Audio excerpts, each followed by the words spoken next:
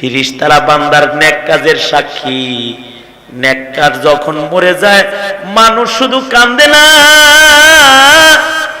ঘাড়ের ফিরিস্তায় চিৎকার করে কাঁদে। তার কান্নায় আসমানের ফিরিস্তারা জড়ো হয়ে যায়। জানা যায় ফিরিস্তা বেশি হয়ে পড়ে। আর কিছু কিছু কুকর্মা আছে, ওগুলো মরে গেলে ফিরিস্তায় আনন্দ করে, কয় ভালো হইছে, মরছস, বাঁচছি, খুব জ্বালাইছস, জীবনে বহুত সিনেমা হলে বসে থইছস আমারে। তোর গাড়ে বয়ে ডিউটি করতে যায়, গাঞ্জার গন্ধে কুল পাইছি না। মনে মনে বলতে পারেন যে হুজুর গাঞ্জার কোথাও কি হাদিসে আছে? মসজিদে যদি কাঁচা পেঁয়াজ খেয়ে গেলে ফিরিস্তার কষ্ট হয়, তুমি কল কি কেন এতে কষ্ট হবে না? এটা ওর হাদিসে থাকতে হয়। কিছু কিছু আছে এগুলো মরলে ফিরিস্তায় ফুর্তি করে, মরছে ভালো হইছে। আল্লাহ তাআলার সম্মানিত সৃষ্টি আরো অনেক আছে, তাদের সাথে আল্লাহ তাআলা হাতের ছোঁয়া লাগান নাই, ফিরিস্তা হাত দিয়ে বানান নাই, হুকুম দিয়ে বানাইছেন। জিন হাত দিয়ে বানান নাই, হুকুম দিয়ে বানাইছেন। আসমান জমিন সব হুকুম দিয়ে বানাইছেন, বলছেন কোন তো ফায়াকুন, হয়ে গেছে। কিন্তু মানুষকে আল্লাহ তাআলা নিজ হাতে বানাইছেন। সুবহানাল্লাহ। জিনিসটা যেহেতু হাতের, তাই এটা সবচেয়ে বেশি সুন্দর। লাকাদ খালাকনাল ইনসানা ফি আহসানি তাকওয়িম। এই কারণে পৃথিবীর কোন সৃষ্টি দেখে কেউ অজ্ঞান হয় না, কিন্তু মানুষ দেখে অজ্ঞান হওয়ার ইতিহাস আছে।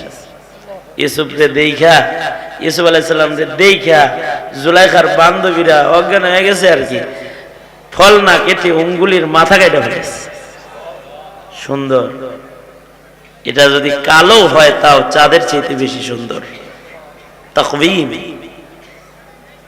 অবয়ব, এর চাইতে সুন্দর অবয়ব আর কোন সৃষ্টিকে আল্লাহ তাআলা দেন নাই। নিজের হাতে বানাইছে, হাতের পরশ লাগছে। এ কারণে এটা যদি কাফেরও হয় তাও সূর্য ওরে আলো দেয়, যদি আল্লাহ ওরে মরার আগে আবার মাফ করে দেয়। হাত দিয়ে বানাইছে তো আদর বেশি। এ কারণে সারা সৃষ্টি এই মানুষের খেদমত করে যায়, যদিও মানুষটা নাফরমান। কিতাবুল জানায়েজ মুসলিম শরীফে হাদিস আছে, আল্লাহর রাসূল সাল্লাল্লাহু আলাইহি ওয়াসাল্লামের ইন্তেকাল যখন হইল, তো নবীজির দেহ মুবারককে যখন রওজা আথারে কবরে নামানো হইতেছে, নবীজির কবরে মাওলা রাসূলুল্লাহ সাল্লাল্লাহু আলাইহি ওয়াসাল্লাম নবীজির একটা গোলাম আজাদ করদা গোলামে এসে নবীজির কবরের ভিতরে কাপড় বিছায়া, চাদর বিছায়া দিছে। দুনিয়াতে কারোর কবরে চাদর নাই, আবু বকরের কবরে চাদর বিছানো হয় নাই, ওমরের কবরে চাদর বিছানো হয় নাই, উসমান আলীর কবরে চাদর বিছানো হয় নাই, কোন বাদশার কবরে চাদর বিছানো জায়েজ নাই। এটা সরকারের শান। দুনিয়াতে একটা কবর আছে যে কবরে বিছানা বিছানো হয়েছে, নবীদের এক গোলাম আবেগে এই কাজটা করে ফেলেছে যে সরওয়ারে দু আলম নবীর কবরের ভেতরে সে বিছানা বিছায়া দিয়েছে, চাদর বিছায়া দিয়েছে। সব এতাতির কাছেও কিছু দলিল আছে, সব বেদাতির কাছেও কিছু দলিল আছে। কিছু ভণ্ড পীরেরা যে তাদের মুরিদেরা তাদের পীরের কবরে যে তোশক বিছায়, লেপ বিছায়, কম্বল দেয়, লেপ দেয়, ওরা চিন্তা করে যে নবীজির কবরে যদি সাহাবী চাদর বিছায় থাকে, আমাদের কাছে টেহা আছে, আমরা কম্বল দিব, লেপ দিব, অসুবিধা কি? দলিল বানায় আর লাগা না থা পুন মে লাগা দিয়া পুন মে আর কি, লাগানোর দরকার ছিল এক জায়গায়, লাগাই দিছে আর এক জায়গায়। পৃথিবীতে কারোর কবরে বিছানা বিছানো হবে না, হারাম। এমনকি ঈসা আলাইহিস সালাতু ওয়াস সালাম অথবা ইমাম মাহদির কবরেও কাফন ছাড়া কোনো বিছানা বিছানো হবে না। আল্লাহু আকবার বলে। এটা হাবিবে কিবরিয়া নবীর শান, নবীর আলাদা আলাদা শান। আল্লাহর রাসূল রজবে মেরাজ গেছে, আরশে আজিম পর্যন্ত গেছেন, নবীর শান। কালিমুল্লাহ তুর পাহাড়ে কদম রাখতে ফাখলা না আলাইক নির্দেশ, জুতা খুলো, কিন্তু নবীর শান। ওগো সরকার হাবিবুল্লাহ, আরশে নির্ভয়ে জুতা সহ কদম রাখুন, আপনার জুতার ধুলায় আজ আরশ ধন্য হবে। এটা আল্লাহর রাসূলের শান। চাঁদ দ্বিখণ্ডিত আল্লাহর রাসূলের শান, খাতমে নবুয়াত আল্লাহর রাসূলের শান। আল্লাহর রাসূলের শান যার বুঝে আসে না ও মুসলমান না, মুসলমান না। এই দাঁড়ায় জিলাপি খাইলেই বুঝি শান বুঝেন না হয়? হ্যাঁ, শান আলাদা জিনিস, আলাদা ভাবে বুঝতে হয়। হাবিবে কিবরিয়া নবীর আলাদা আলাদা শান আছে, ওগুলো বুঝতে হয়। নবীজির এটা একটা শান যে নবীজির কবরে বিছনা বিছায় দিচ্ছে, সাহাবীরা কেউ বাধাও দেয় নাই, আবেগে গোলামে কামটা করে আলাইছে। আল্লাহর রাসূলের কবরে বিছানা বিছায়া দিয়েছে চাদর। লোকেরা বলে, এই তুই এই চাদর নবীর কবরে বিছাইলি কেন? দেখো না, এই চাদরটায় রাসূল এত শুইছেন, এত ব্যবহার করছেন নবীজি, যে এটা পুরানো হয়ে গেছে। নবীর গায়ের সাথে লাগতে লাগতে লাগতে লাগতে এটা পুরানো হয়ে গেছে। এইটা দুনিয়ার আর কারোর গায়ে লাগলে চাদরের সম্মানে আঘাত হবে, তাই নবীর চাদর নবীর কবরেই বিছায় আছে, এটা এখানেই থাক। নবীজির দেহ মুবারকের সাথে চাদরটা লাগছে। আল্লাহর রাসূলের দেহ মুবারকের সাথে যে মাটি লেগে আছে, এই মাটিটা আল্লাহর কাছে আরশের চেয়ে বেশি দামি। এটা আল্লাহর রাসূলের শান। নবীর পরশ আর ছোঁয়ার কারণে মাটিরও দাম, নবীজির পরশ আর ছোঁয়ার কারণে কাপড়ের দাম।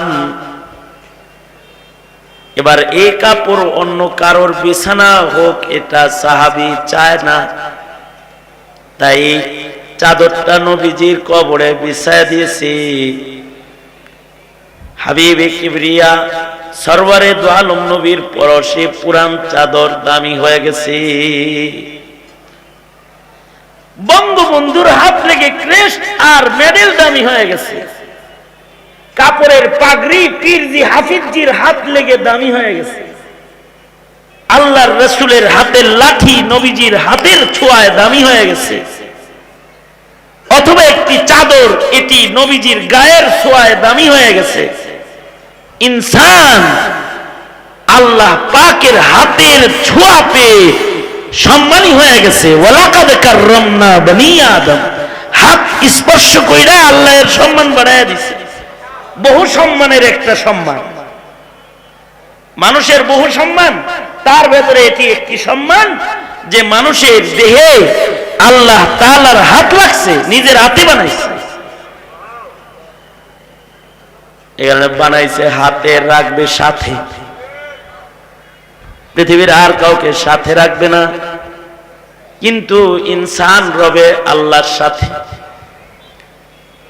যে ইনসানটা আল্লাহ পাকের এই হাতের সম্মান রক্ষা করবে, রবের রুবুবিয়তের শান যে রক্ষা করবে, তাকে সাথে জায়গা দিবে। ইন্নাল্লাযীনা ক্বালু রাব্বুনাল্লাহু সুম্মা ইসতাকামু তাতানাজ্জালু আলাইহিমুল মালায়েকাতু আল্লা তাখাফু ওয়া লা তাহজানু ওয়া আবশিরু বিল জান্নাহ وابشروا بالجنة التي كنتم توعدون نحن أولياؤكم في الحياة الدنيا وفي الآخرة ولكم فيها ما تشتهي أنفسكم ولكم فيها ما تدعون نزلا من غفور رحيم। সাথে রাখবেন, নিজে মেজবান হবেন, মানুষকে মেহমান বানাইবেন। এই মনে রাখবা তুমি কুকুর না, তুমি গরু না, তুমি ছাগল না, তুমি ইনসান। এটা মনে রাখবা। তোমার গায়ে আল্লাহর হাত লাগছে, তুমি মারামারি করো, কাটাকাটি করো, তারপরেও তুমি দামি। অথচ ফিরিস্তারা কখনো মারামারি করে না। ফিরিস্তা আল্লাহ পাকের সম্মানিত সৃষ্টি, এরা কোনো মারামারি করে না, এরা পিটাপিটি করে না, খুন খারাপি করে না। নূর থেকে তৈরি, নূরের তৈরি, তারপরেও হুকুমে তৈরি, মাটির তৈরি কিন্তু হাতে তৈরি, পবিত্র, যে তারা কখনো কোনো অপরাধ করে না। ইতাআত কত, যাকে সেজদায় রেখে দিয়েছে কিয়ামত পর্যন্ত সেজদাই থাকবে। নবীজি মিরাজ থেকে এসে বলছেন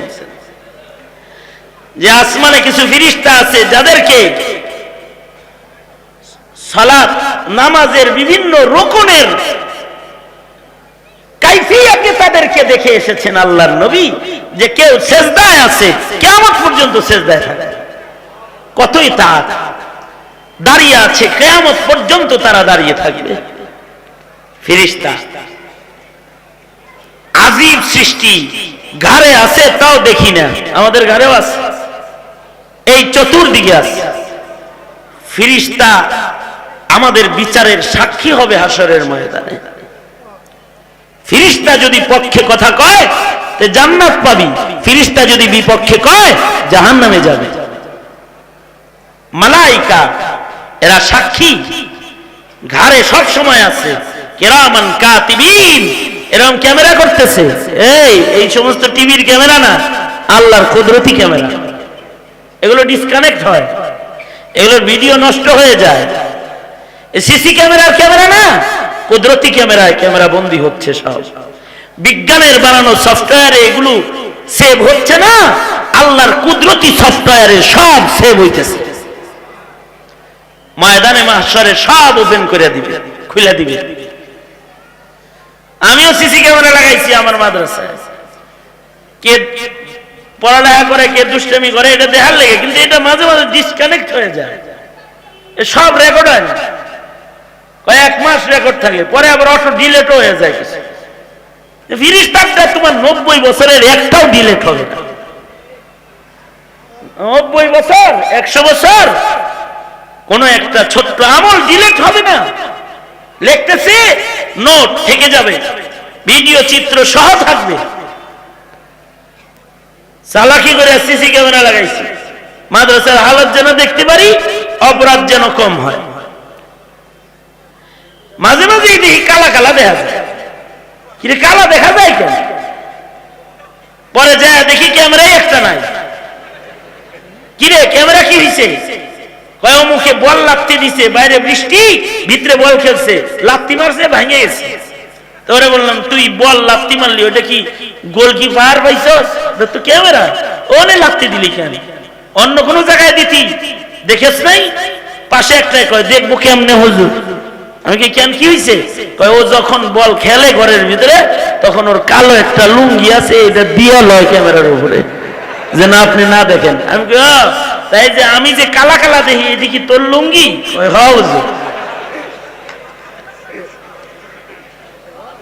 দুনিয়ার ক্যামেরায় কালা লুঙ্গি দিয়ে থন যায়, এনে কালা লুঙ্গি দিতে পারতি না।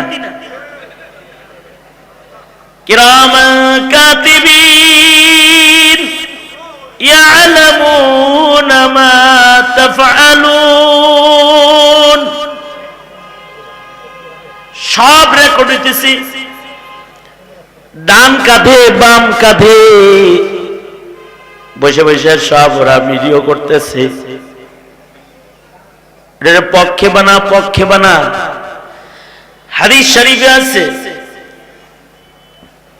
এই ফেরেশতারা আমরা এখানে বসে যে কিছু দিনই কথা শুনতেছি, চতুর্দিকে দাঁড়ানো আছে, আল্লাহ ওদের সাক্ষী বানাইতেছে। হাফাতুমুল মালাইকা, এরা ময়দানে মাহশরে পক্ষে হবে, বিপক্ষে হবে। এ কারণে কিছু কিছু মানুষের জানাজায় ফেরেশতাও বেশি যায় যারা নেককার হয়। মানুষ মরে গেলে যেমন তার জানাজায় মানুষ যায়, মানুষ মরে গেলে তার জানাজায় ফেরেশতাও যায়, ফেরেশতারাও যায়।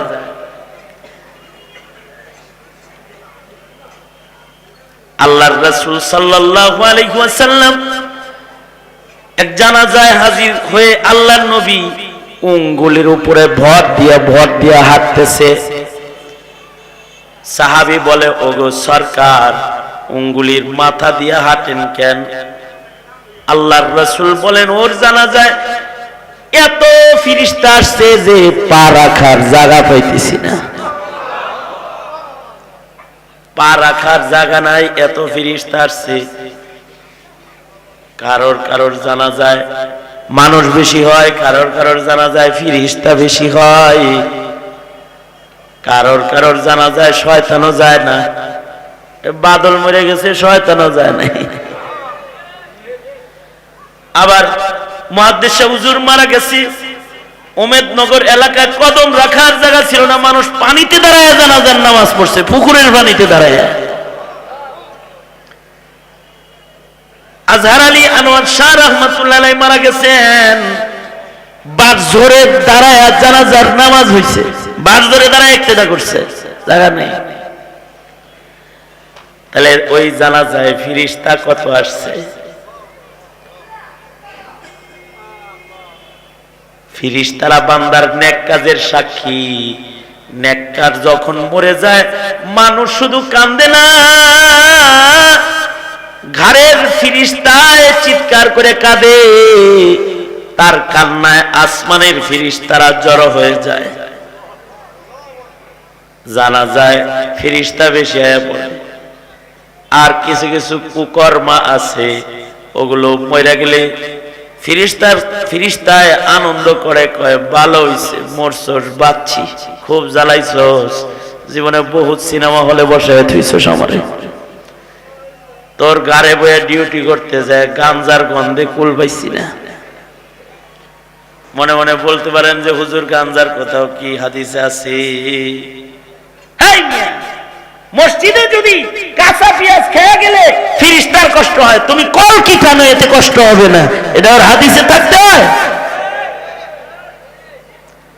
কিছু কিছু আছে এগুলো মরলে ফেরেশতা ফুর্তি করে, মরছে ভালো হইছে।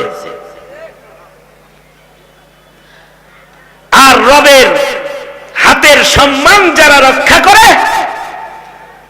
ওরা যখন মৃত্যুবরণ করে তো সবাই কান্দে, কিন্তু আল্লাহ তাআলা ওদেরকে এমন একটা ইস্তেকবাল দেয় যে ওরা হাসতে হাসতে মালিকের দিদারে চলে যায়। আল্লাহু আকবার, দিদারে চলে যায়। বানাইছে হাতে, নিয়ে নেয় একেবারে সাথে, কাছে নিয়ে নেয়, জান্নাতে নিয়ে নেয়। এদের বিছনা লাগে না, এরা কবরে হয় তো আল্লাহ নিজে বিছনা বিছায়া দেয়, জান্নাতি বিছানা হুকুম দিয়ে বিছায়া দেয়, এ ফেরেশতারা বিছনা বিছা। আর যদি হাতের কদর রক্ষা না করে তাহলে জাহান্নামের আগুন ভেতরে ঢুকায়া দেয়, কবর হুফরাতুম মিন হুফারিন নার হয়ে যায়। শুকর করো মহামালিকের, যিনি তোমাকে ইনসান বানাইছে। তুমি সবচেয়ে পরের সৃষ্টি, কিন্তু তোমাকে সম্মানিত বানাইছে। তবে তোমার সম্মান, আসল সম্মান তোমাকে দিতে সর্বপ্রথম কিছু সৃষ্টি আছে আল্লাহ পাকের।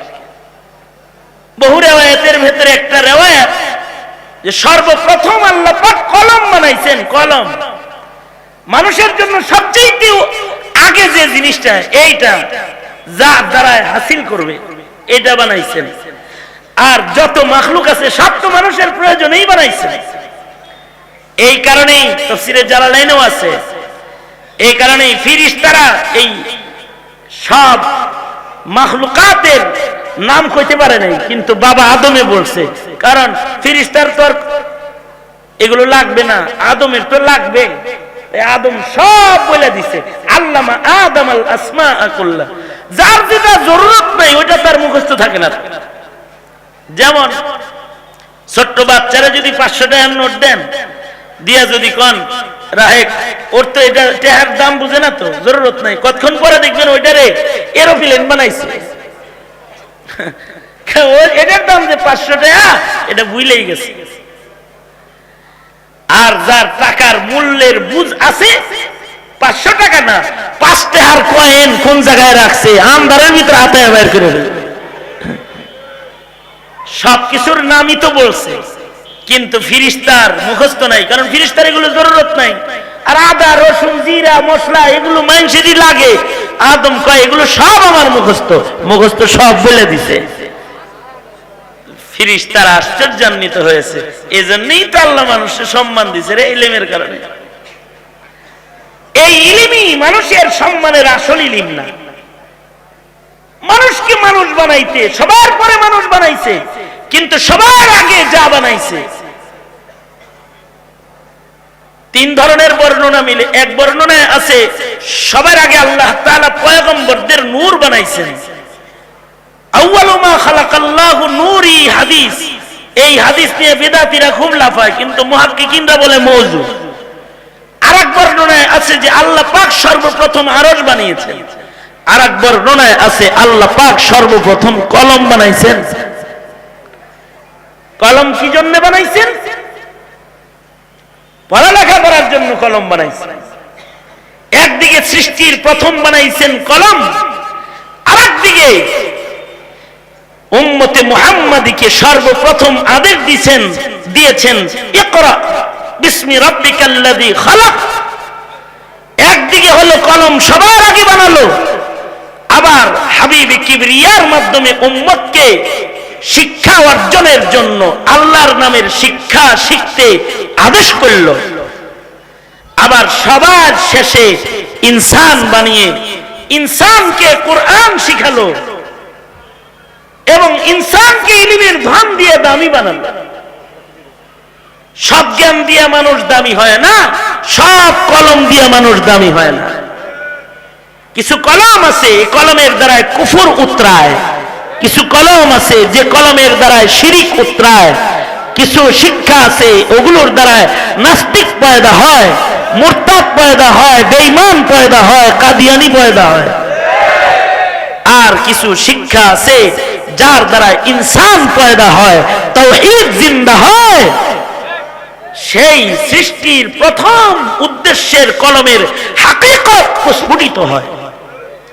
এমন কিছু শিক্ষা আছে, সেই শিক্ষাটার নামই হলো কওমি মাদ্রাসার শিক্ষা, যা মানুষকে আল্লাহর হাতের সম্মান রক্ষা করা শিখায়, রবের হাতের সম্মান রক্ষা করা শিখায়। ওই শিক্ষা, যে শিক্ষার দ্বারায় রবের হাতের সম্মান শিখা যায় না, যে শিক্ষার দ্বারায় স্রষ্টা চিনা যায় না, যে শিক্ষার দ্বারায় নবী চিনা যায় না, ওই শিক্ষা শিক্ষা নয়। ও শিক্ষা শিক্ষা নামের কুশিক্ষা ছাড়া অন্য আর কিছু নয়। শিক্ষা নামের কুশিক্ষা।